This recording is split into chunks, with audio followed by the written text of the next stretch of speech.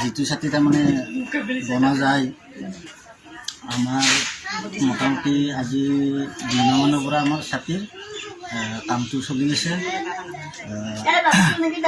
তাতে আপোনাৰ মিনিমাম আপোনাৰ প্ৰতিটো ঘৰে ছাতিৰ কাম আৰম্ভ কৰিছে আৰু বৰ্তমান কৰি আছে।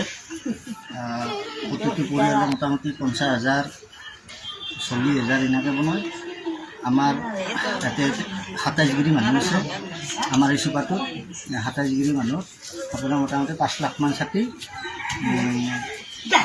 বনা হয় আৰু এই ছাতিটো আমাৰ বিভিন্ন জেগাত যায়, বিশেষকৈ নলবাৰী যায়, আপোনাৰ টিহুন, আপোনাৰ মাখিবাহা, এই বিভিন্ন জেগাত যায় আৰু ছাতিটো ইয়াৰ পৰা চেলো যায়, ইয়াৰ পৰা নিয়ে আৰু আমাৰ কিছুমান আমাৰ নিজেও আমি নিজাববীয়াকৈ এইটো ছাতিটো আমি বিক্ৰী কৰোঁ আৰু গুৱাহাটীতো আমি দিয়া গৈছে এই ছাতিটো।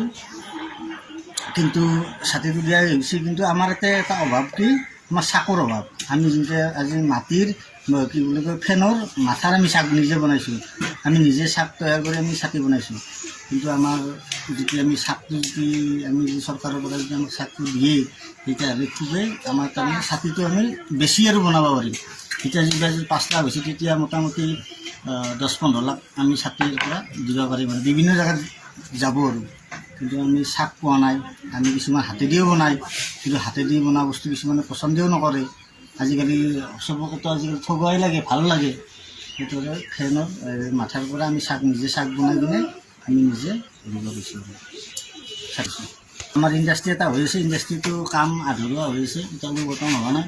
আৰু 1 বছৰমান পিছত আৰু ইণ্ডাষ্ট্ৰিটো হ'ব।